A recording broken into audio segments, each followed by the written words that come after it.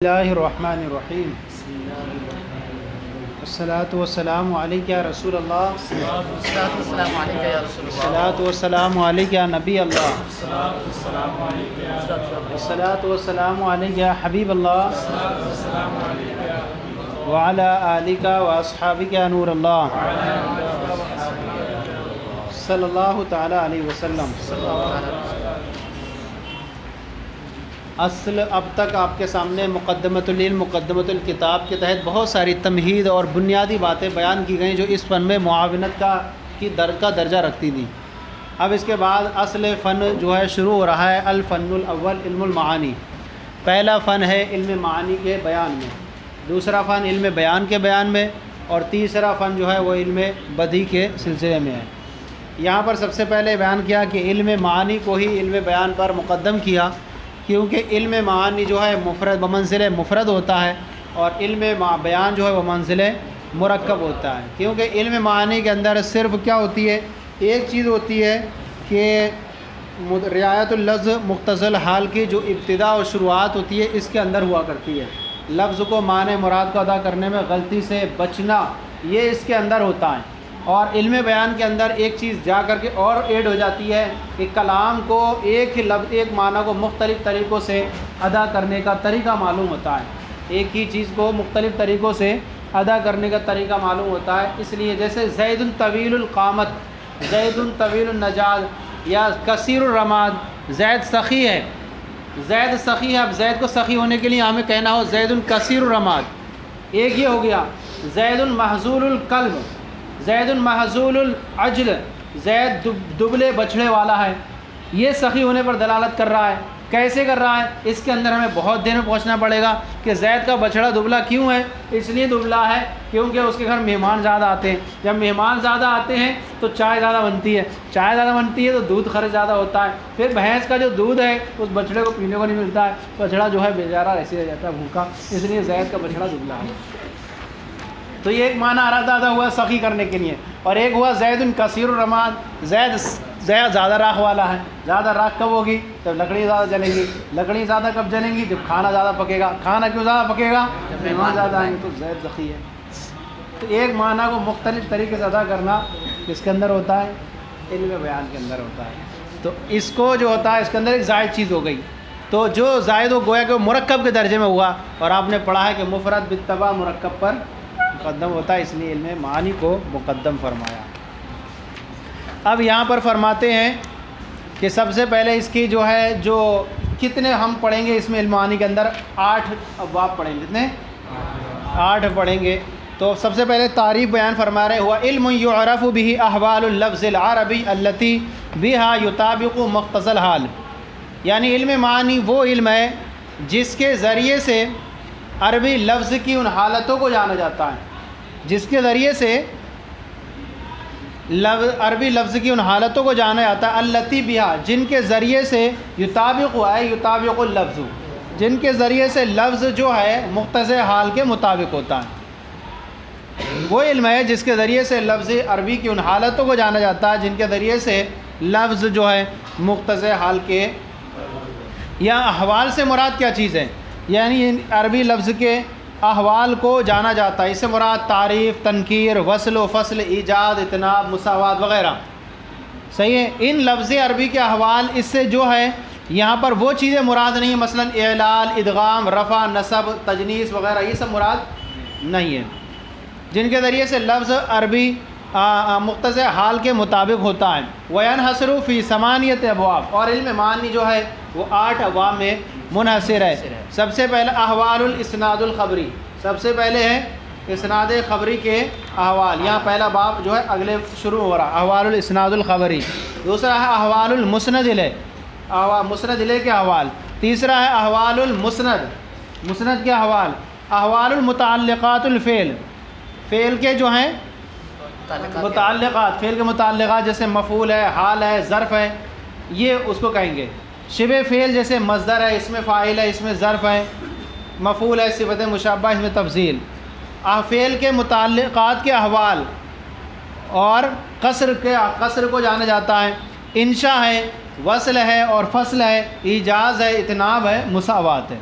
یہ 8 ابواب ہوئے، ان کی دلیل حصر بھی بیان کریں گے آپ کے سامنے کہ یہ 8 ابواب میں جو ہے علم معانی ہمارا کیا ہے، منحصر ہے۔ ان کے تعلق سے بحث ہوگی۔ سب سے پہلے اس کو سرسری طور پر ذہن میں رکھ لیں کہ کلام کی جو نسبت ہے، کلام کی نسبت کلامیہ، کلام کی جو نسبت کلامیہ ہے اس کے لیے یا تو نسبت کوئی خارجیہ ہوگی یا نسبت خارجیہ نہیں ہوگی۔ اب خارجیہ نسبت ہوگی جو اس کلام کے مطابق ہوگی یا مطابق نہیں ہوگی۔ جو ہم کلام بول رہے ہیں زید قائم، یہ کلام نسبت خارجیہ کے مطابق ہوگا یا مطابق نہیں ہوگا، یا ایسی نسبت خارجیہ اس کے لیے کوئی نسبت خارجیہ ہی نہیں ہوگی۔ اگر نسبت خارجیہ نہیں ہے تو وہ انشاء ہے، کوئی نسبت خارجیہ، کیونکہ نسبت خارجیہ کس کے لیے ہوتی ہے کہ ہم نے جو بولا کہ واقعی میں ہے زید کھڑا ہے تو صادق ہوگا، نہیں کھڑا ہے تو کاذب ہوگا۔ نسبت خارجیہ ہی نہیں ہے کوئی اس کے لیے تو وہ انشاء ہے، جو کون سا باب ہے، چھٹا باب ہے، کیا ہے۔ اور اگر اول ہے کون سا، کوئی اس کے نسبت کلامیہ کے لیے کوئی خارج ہے تو اب اگر اول ہے یعنی خبر تو کیا ہوگا، خبر ہے۔ اب خبر کے لیے مسند اور اسناد ہوتا ہے، خبر کے لیے مسند اور اسناد ہوتی ہے۔ اگر اسناد ہے تو یہ باب اول ہے، احوال الاسناد الخبری، اور اگر مسند ہے تو یہ باب ثانی ہے، اور اگر مسند ہے تو یہ باب ثالث ہے، صحیح ہے نہیں۔ اب اگر مسند اگر فعل یا معنی فعل ہو، مسند اگر فعل ہو یا معنی فعل، مثلا مصدر، اسم فاعل، اسم ظرف وغیرہ ہے، تو اب اس کے لیے متعلقات ہوتے ہیں، جیسے کہ کیا ہوگا، مفعول ہے، حال ہے، ظرف ہے، تو اس کے لیے متعلقات ہیں، تو یہ باب رابع بنتا ہے۔ کون سا، چوتھا رابع۔ اور اسناد اور تعلق میں سے ہر ایک قصر کے ساتھ ہوگا یا بغیر قصر کے، یعنی حصر کے ساتھ ہوگا یا بغیر حصر کے۔ اگر قصر کے ساتھ ہے تو یہ باب خامس ہے۔ اور ہر وہ جملہ جو دوسرے کے ساتھ مقترن ہے، یا تو ان میں سے عطف ہوگا یا عطف نہیں ہوگا، یا تو عطف ہوگا یا عطف نہیں ہوگا۔ اگر عطف ہے تو وصل ہوگا، اور اگر عطف نہیں ہے تو فصل ہوگا۔ لہذا وصل و فصل باب سابع میں ہے۔ اور اگر کلام بلیغ یا تو اصل مراد پر کسی فائدے کے لیے زائد ہوگا یا زائد نہیں ہوگا۔ اگر زائد ہے تو وہ اتناب ہے، اور اگر زائد نہیں ہے تو وہ ایجاز ہے اور مساوات ہے۔ اور یہ سارے مل کر، ایجاز، اتناب اور مساوات مل کر یہ 8واں باب بنتا ہے۔ کیا ہے، تو یہ ایک طرح سے کیا ہے، ان کو سب کو انہوں نے منحصر کر دیا دلیل میں۔ اس کو آپ لکھ لینا، لأن الکلام اما خبر اور انشاء، اس لیے کہ کلام یا تو خبر ہوگا یا انشاء ہوگا۔ لأنه ان کان لنسبت خارج تطابق او لا تطابق، اس لیے کہ اگر اس نسبت کلامیہ کے لیے، اگر اس نسبت کلامیہ کے لیے کوئی خارج ہو تو تابق ہو، یعنی وہ نسبت جو طرفین کے درمیان جو پائی جا رہی ہے، وہ نسبت کلامیہ اس خارج کے مطابق ہوگی یا نہیں ہوگی، وہ نسبت کلامیہ اس خارج کے مطابق ہوگی یا نہیں ہوگی۔ اگر مطابق ہے تو کیا ہے، خبر ہے، اور اگر مطابق نہیں ہے، اس کے لیے کوئی خارج ہی نہیں ہے، تو وہ کیا ہے، انشاء ہے۔ یعنی وَإِن لَمْ يَكُنْ لِنِسْبَةِ الْكَلَامِ خَارِجٌ، اگر اس نسبت کلام کے لیے کوئی خارج ہی نہ ہو، جب خارج ہی نہیں ہو تو مطابق اور عدم مطابقت کا کوئی معاملہ ہی نہیں آگا، تو وہ کون سا بنے گا، انشاء بنے گا۔ وَالْخَبَرُ لَا بُدَّ لَهُ مِن مُسْنَدٍ إِلَيْهِ وَمُسْنَدٍ وَإِسْنَادٍ، اور خبر جب ہے تو اس کے لیے مسند لے، مسند اور اسناد کا ہونا ضروری ہے۔ والمسند قد یکون له متعلقات، اور جب مسند ہے تو اس کے لیے کوئی نہ کوئی متعلقات بھی ہوں گے۔ اذا کان فعلا او معنی فی معنی، جبکہ وہ فعل ہو یا معنی فعل ہو، یعنی معنی فعل یعنی شبہ فعل ہو۔ وکل من الاسناد والتعلق، اور اسناد اور تعلق میں سے، یعنی اسناد میں سے، اور تعلق یعنی فعل جو متعلقات فعل ہیں، اسناد اور تعلق میں سے یا تو قصر کے ساتھ ہوگا یا بغیر قصر کے ساتھ ہوگا۔